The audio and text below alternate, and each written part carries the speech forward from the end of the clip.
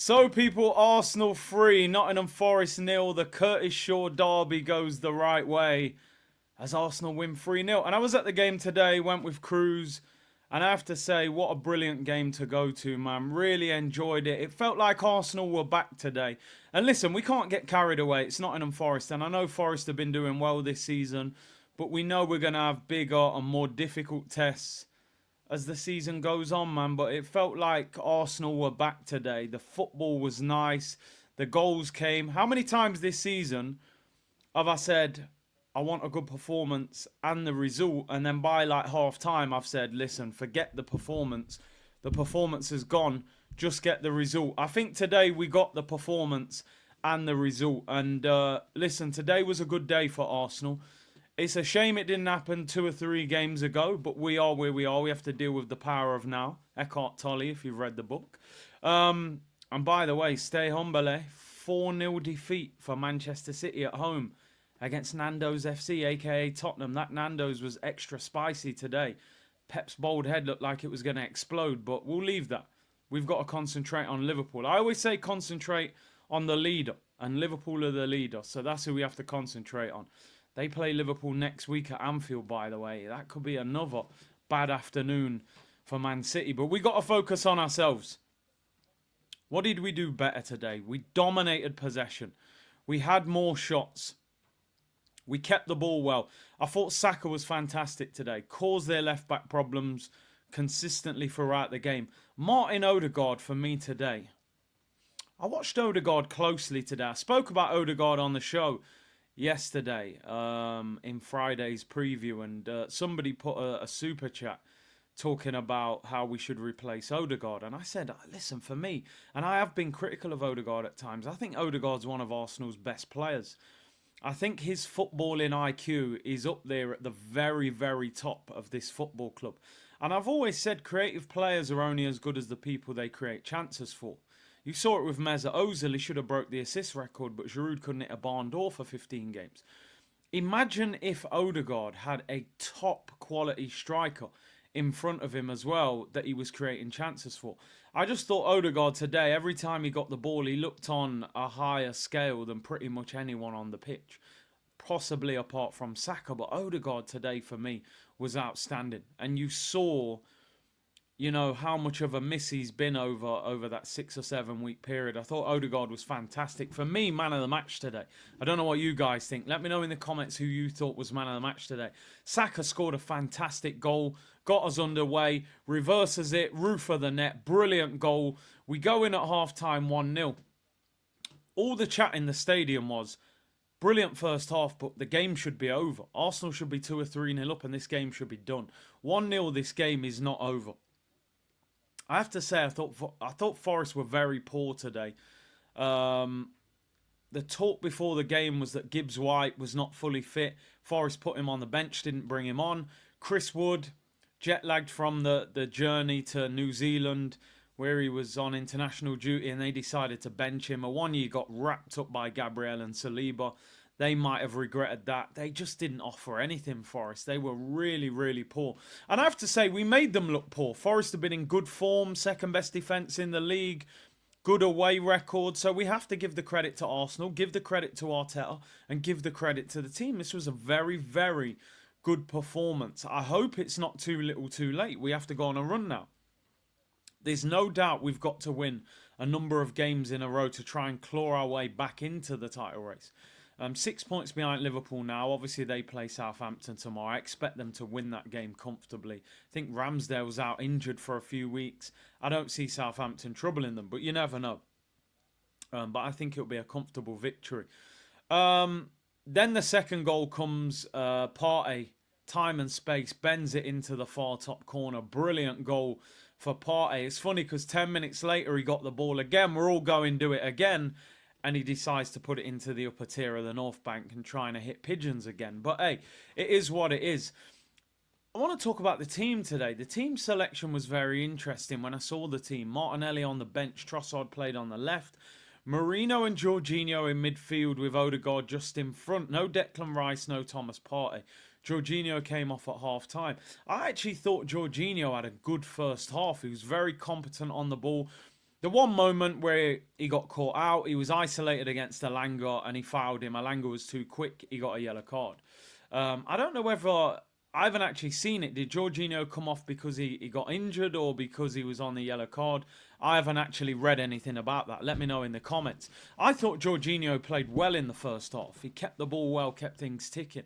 Marino was okay. It was a better performance, but I still feel like I'm watching Marino. I'm not too sure what he is at the moment. I don't really know what his best asset to the team is at the moment. Is it keeping the ball? Is it creating chances? Is it his energy? He's not the quickest. I don't know. I'm not fully convinced by him yet. I'm going to be honest. I know we're in a good mood now and we won the game. He was okay today, but I still need to see more from him. But give him time to settle in. Will he start in Lisbon on Tuesday? I'm not so sure, but you never know. I thought Partey had a really good second half when he played. Won the ball back a number of times. Declan Rice on the bench. We know he's been nursing this broken toe. I've said for a while that Rice and Partey has not been working. The balance is not right. So he's got a decision to make there on Tuesday night. Does he go back with Rice and Partey or does he do something else? Despite the fact we won 3-0 today, and today for me was the best Premier League performance of the season, along with in the Champions League, I thought the PSG game was a fantastic performance. You can still see we're desperate for a striker. I've got two geniuses behind me. In fact, I'd like to say there's a genius right here as well, but you know, you shouldn't. Well, maybe you should praise yourself sometimes. Maybe not. Let me know in the comments. But Gabriel Jesus came in today for Kai Havertz. Havertz has been unconvincing for weeks. Doesn't look like scoring. Jesus came in. He was lively. He worked hard, but I don't think he was good. I don't think Jesus was particularly good today, people. I'm going to be honest. Drop steep. Again, I think that probably is an instruction of the manager because Lacazette did it, Jesus did it, Havertz did it. It's not a coincidence. I just thought minimal goal threat, didn't score. We need a striker, and we need a striker now. When I say now, I mean January. Isak in the summer and all that, that's too late. I think that's too late. I looked at Saka today, I thought, wow, the way you're playing on the right and Odegaard, you've got to buy a striker in January. I don't care about what we're going to do in the summer and the war chest. Get a striker in this team in January. Pay the release clause. He might not come to us anyway. Arsenal need a striker in January, not in the summer. It's too late in the summer, in my opinion. We're still lacking that goal scorer. I thought Jesus was average today. Trossard had some decent moments, but again, I don't think he was amazing. The end product was very frustrating. The final ball hitting the first defender. His dribbling was very good. Some of his link-up did a nice little nutmeg in the first half, Trossard. I thought Trossard might have played up front today with Jesus playing wide. I thought that could have worked out maybe better. But listen, we won the game 3-0, so we don't need to overanalyze. This was a much better performance. Best performance of the season in the Premier League for me. We made an informed Forest look very poor. I know they did lose their last game, but before that they were in fantastic form.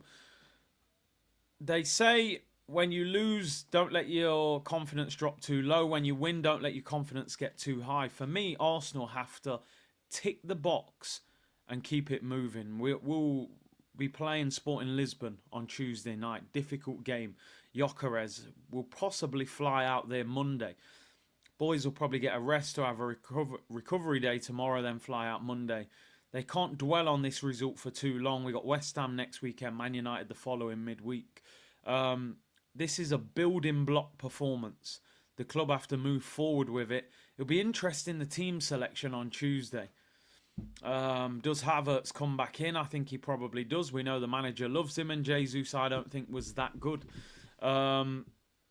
Before we finish, of course, we have to talk about Raheem Sterling's assist, Jamaica tax. What are you telling me? Seal it up. No, I'm joking. Ethan Nwaneri, 17 years of age. And you know what? Inside the stadium, I'm sure those of you who watch the game on TV, comes on. And I think it was Aina, the left back, goes out to him. And he does the the quick double tap with his feet, goes past him, tries to bend it in the far corner, just wide. And we're just like, oh my days, this, I'm not going to call him a kid. He's a grown man. He's 17. This guy is ready to get first team football. Now, I'm not getting carried away. I'm not saying he's Lamine Yamal, and I'm not saying he's the new Cesc Fabregas. No, you never know. We've seen a lot of good young players fade. So who knows what he's going to become. But trust him. The fans love him. He excites us. He's got so much confidence on the ball. He's looking to score. Second youngest player to score for Arsenal in the Premier League. The guy is class. He's ready. Low centre of gravity, can dribble, left foot, confidence. He's brilliant. The fans love him. He's got to get game time. It's such a shame that when Odegaard was out, he wasn't getting starts. Now Odegaard's back. But you've got to bring him on consistently and trust him. It doesn't matter if he's 17 anymore. Listen, though, all jokes aside, big up Raheem Sterling. A lot of the fans have turned on him. Their patience has ran out. I always say this.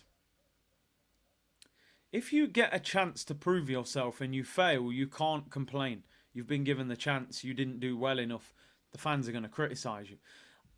As much as I think Raheem Sterling has not been particularly great since joining, he hasn't played enough football to be fairly judged in an Arsenal shirt. We watched Havertz stink out the place for 6 months. Fans were singing songs for him and, were patient with him. People have turned on Raheem Sterling after a handful of substitute appearances. And I myself, I've called him Vibes Cartel and Saka from Cool Runnings. Although Vibes Cartel is one of the best dancehall artists of all time, and Saka, I thought he was legendary in Cool Runnings. With the Lucky Egg and all that. If you've watched the film, you're right there with me. But he needs game time before we write him off. Well done to Razza. Got a good assist. Looked sharp. Didn't get the ball much. 15 minutes again. I thought they could have come on earlier. But we're going to need him as a squad player in some sense. Saka needs resting at times. Sterling's experience can be important. All I would say is give him a chance before we write him off. We're writing off the car before anything's happened, But give him a chance. But anyway, the market, you need to buy a striker. That's one thing I'm not letting them get away with. Best performance of the season in the Premier League. Odegaard, man of the match. Saka was excellent. Back four was solid. Calafiori been out for a while. Came in today. Did really well. Solid against the Langroos. A very quick player. Well done to him. Whole back four was good. Thought Jorginho did well. Marino was better. Still need more. Trossard and Jesus for me were the two players I didn't think really pushed the level above an average performance. Ethan Nwaneri, young star. Keep playing him and trusting him. Big up to everyone. Obviously, there was no watch along today, but I went to the game with Cruz. It's a brilliant moment as a father, going to the game with his son and watching a great game like that, 3-0. So thank you very much to everyone tuned in. Hit the like button, subscribe, and I will be back, of course, for the game against Sporting Lisbon on Tuesday night. Gyökeres watch along. Hopefully an Arsenal win. And Haaland, stay humble, eh? Stay humble.